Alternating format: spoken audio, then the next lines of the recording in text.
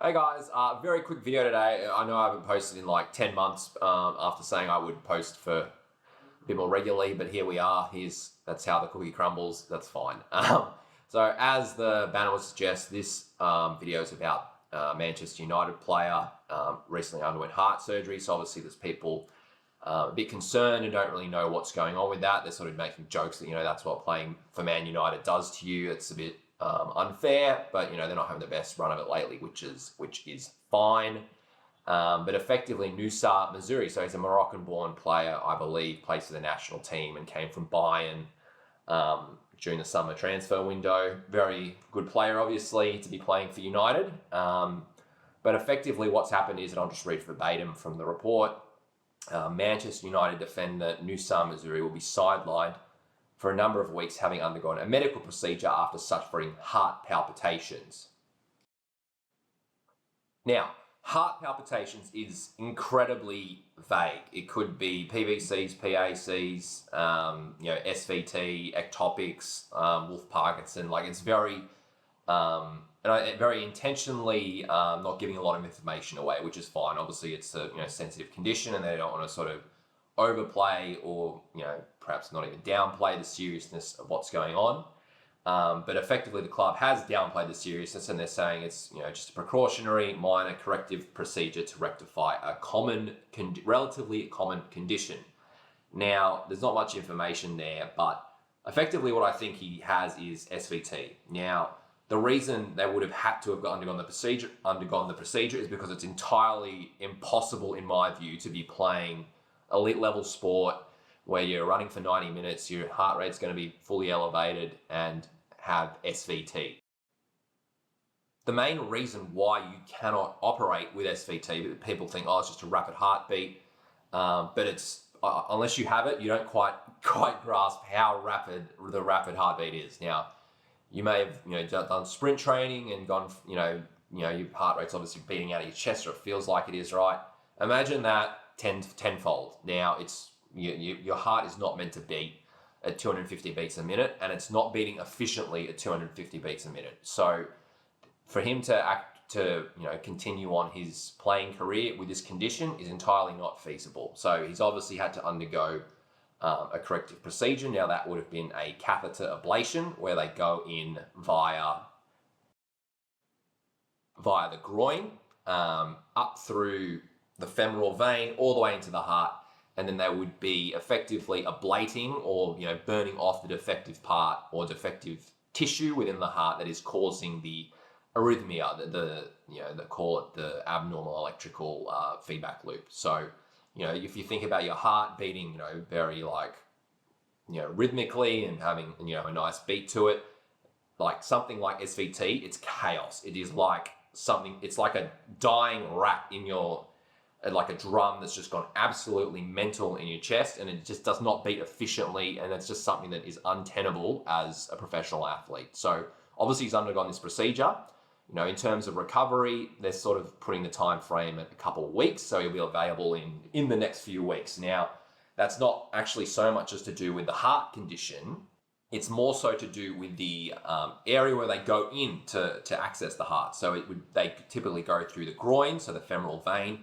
Now, if you imagine, if you look at your groin, and it's just sort of that, literally where that, connection between your hip bone and you're a bit lower down, that area is extremely susceptible to bleeding in the immediate aftermath of the ablation. So that's, they literally just put a clamp on and jam it down to sort of put pressure on the area.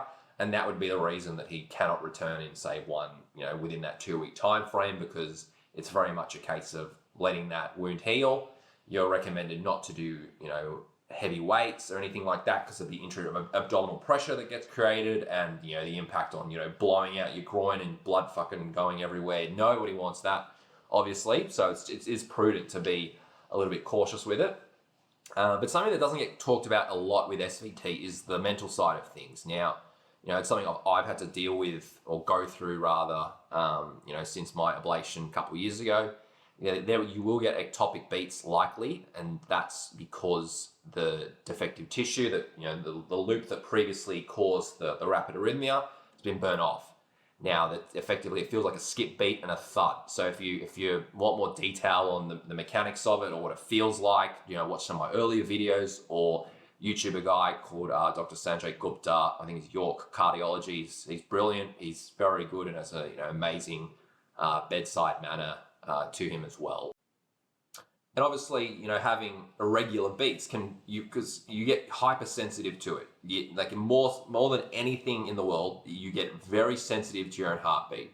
And that can create that sort of anxiety feedback loop about, you're worried about, oh, that felt a bit weird. And the reality of it is, you just got to get on with it. You just got to try and ignore it. And it's incredibly difficult, especially if you've lived with something like SVT or a heart issue for a long time. Very hard to just sort of shut off the mental side of things and go, yep, I have a healthy heart. Doctors have said I'm fine.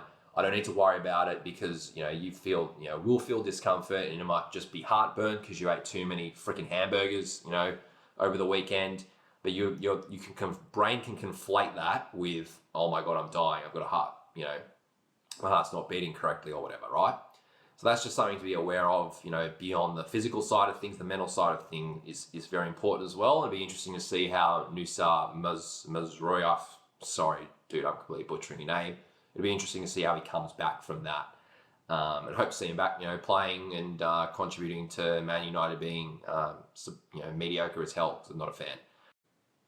Now, in terms of the things that you can supplement to sort of deal with the ectopic beats, then the main things are to ensure that your electrolytes, and things like potassium and magnesium levels are at the right level, because with that you will sort of maintain a good environment for your heartbeat. And I've found personally, and it's very well supported around the general population's deficiency in magnesium, that it is very useful for ectopic heartbeats, and correcting that, and just general relaxation and mood. I think it's very important, just given how refined all our diets are nowadays, to make sure that we're getting that. For the actual type of magnesium, I use magnesium citrate. So I'll generally have 150 milligram tablet, I think once, maybe twice a day if I remember to take it before I sleep. But that's what I'll be having in terms of just the dose. I just take that. I don't even think about it now. It's just like any other vitamin I take. I just pop it in the morning, and then just get on with my day. And the ectopics, and it could just be a factor of just getting further and further away from the heart surgery in terms of the timing. So I'm probably 2.5 years now removed from the surgery, and also just really adhering to that magnesium intake, and being disciplined with that. So that's just a quick video. I know just to give a bit of a breakdown as to Mazuri's condition, it's, the report's, suitably vague, which is fine. But that just hopefully just gives you guys a bit more insight into what he's dealing with, or dealt with rather. So hopefully it doesn't come back. They've had a successful ablation, because sometimes it, not necessarily successful. Hopefully he can continue on his career, and he's got good health for, going forward for this season. Cheers guys. Have a good weekend. Bye.